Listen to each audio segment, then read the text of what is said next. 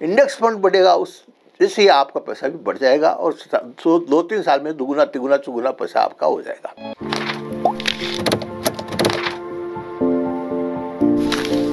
आज मैं एक ऐसे शख्स के बारे में बता रहा हूँ जो अमेरिका में पढ़ा, 10 साल तक अमेरिका में उसने स्टडी की, वहाँ पर शेयर मार्केट में काम किया और इंडिया का रहने वाला था। और उसने इंडिया में आके जब काम किया तो उसके पास 10 लाख रुपए थे। 10 लाख रुपए से उसने 100 करोड़ रुपए कर लिए। ऐसे आदमी का नाम है रमेश धमानी। उस रमेश धमानी बहुत पढ़ा लिखा लड़का था। और रमेश धमानी उस समय 88-89 के अंदर में जब इंडिया में आया तो बहुत पढ़ा, उसके पास डिग्रियाँ थी, CA, CFA और LLB, उसके पास सब डिग्रियाँ थी। उसके बावजूद भी उसने कभी अपने नाम के आगे डिग्री नहीं लगाई। रमेश धमानी BSc मेंबर, बस इतना ही लिखता था, रमेश धमानी BSc मेंबर, और कुछ नहीं लिखता था। न कभी वो कभी कोई टीवी में आता था, न कहीं और कहीं जाता था। अब उसको पूछा गया कि भाई तुम यहाँ क्यों आए इंडिया के अंदर में, तुम तो अमेरिका में अच्छे जमे हुए थे। उसने कहा मैं पिताजी के मेरे एक ही बेटा हूँ। मेरे पिताजी बार बार कहते थे नहीं बेटा तुम्हें तो हमारे पास साल रहना है, यहाँ पर इंडिया में रहना है, इंडिया में काम करना है, इंडिया में जमना है, इसलिए इंडिया आ जाओ। तो बोला इसलिए मैं वहाँ पर अमेरिका को छोड़ करके इंडिया में आ गया। उसने आते 88-89 में BSc स्टॉक एक्सचेंज का कार्ड खरीदा। उसमें कार्ड का दाम था 3 लाख रुपये, सिर्फ ओनली 3 लाख रुपये उसने कार्ड खरीदे। तो कार्ड खरीद के फिर दलाली काम चालू किया। दलाली में उसको मज़ा नहीं आया, दलाली में कोई कमाई नहीं होती थी। उसने कहा यार क्या बकवास नॉनसेंस काम है दलाली का। फिर उसने सोचा क्यों ना मैं इन्वेस्टमेंट करूं, ट्रेडिंग करूं। तो उसने इन्वेस्टमेंट और ट्रेडिंग का काम चालू किया। उसके कई अच्छे मित्र थे और वहाँ पर सब यही जानते थे कि रमेश धमानी की क्या है, Ramesh Dhamani BSc exchange member, बस इतना ही लिखता था और अपनी डिग्री कुछ नहीं लिखता था। तो उसके पास में उसके मित्र थे, एक तो आपके राधाकृष्ण धमानी उसका मित्र था, दूसरा ये राकेश जुजवाला ये इसका मित्र था। आपस में सलाह करते थे क्या लेना चाहिए क्या नहीं देना चाहिए। जो उसने 88-89 में कार्ड 3 लाख रुपए में लिया था, वो हर्षद मेहता के टाइम में 92 में वो 3 करोड़ में बिका वो कार्ड। उसने अच्छा पैसा कमाया उसने, और वो पैसा वो जो भी शेयर खरीदता था बहुत अच्छा स्टडी करता था, बिना स्टडी किए वो शेयर नहीं खरीदता था। उसका एक ही काम था कि पहले उसकी स्टडी करो, शेयर क्यों खरीदो, किस लिए खरीद रहा हूँ, इसकी क्या है। सबसे पहले उन्हें इन्फोसिस खरीदा और इन्फोसिस ऐसा खरीदा कि उन्होंने इन्फोसिस बहुत पैसे कमाए, इतने पैसे कमाए कि वो खुश हो गया इन्फोसिस से। उसके बाद उसने इन्वेस्टमेंट करना फिर चालू किया। रमेश धमानी कहता है कि जब मार्केट के अंदर मंदी आए ना तो लोग सब मंदी आते उसमें सब माल बेचने लग जाते, अपना माल बेचो और मंदी आएगी और मंदी आएगी। उस समय आपको सोचना चाहिए, आपको माल उस समय खरीदना चाहिए, बेचना नहीं चाहिए। जब मंदी मार्केट में ज़्यादा है तो उसमें जो आपको अच्छा माल लगे ना, जो कि यही माल बहुत अच्छा है, ये कंपनी अच्छी है, इसका सब वर्किंग अच्छी है, उस कंपनी का माल सबको खरीदना चाहिए।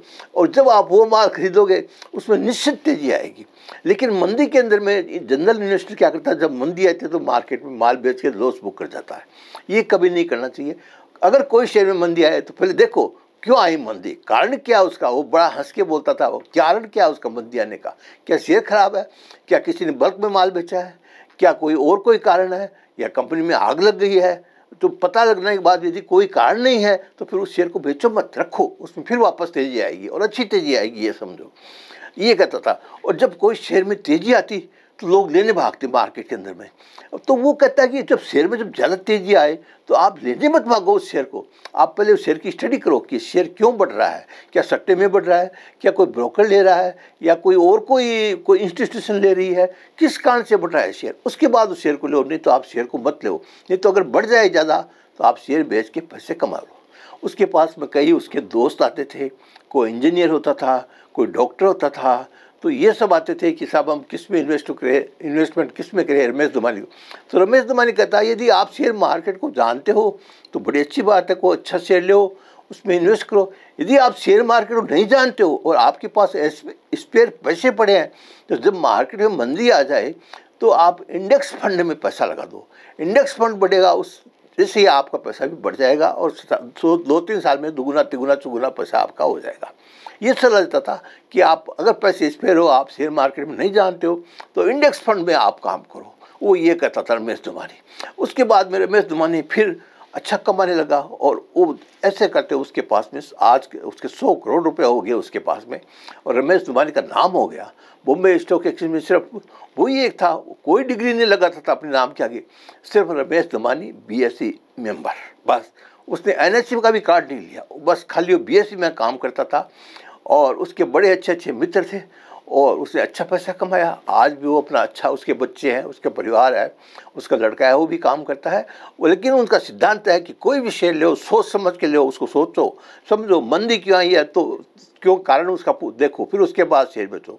तेजी क्यों आई है, कभी कभी क्या होता है कि सोने जैसा शेयर है वो भी पित्तल के भाव में मिल जाता है, तो उसमें उसको खरीद लेना चाहिए। उस देखना चाहिए कि पित्तल के भाव मिल रहा है, सोना है ये तो सोना का शेयर, सोना जैसा शेयर है, तो उसको जरूर खरीदना चाहिए। और कभी कभी क्या होता है, पित्तल के जैसा शेयर होता है ना, वो सोने के भाव बिकता है, तो बोला रमेश धवानी कहता है बेचना चाहिए, मुनाफा बुक करना चाहिए और थोड़े दिन बैठ के इंतजार करना चाहिए। ये रमेश धवानी की थ्योरी थी और इसी थ्योरी पर उसने वो कमाए और आज भी वो अच्छा कमा रहा है।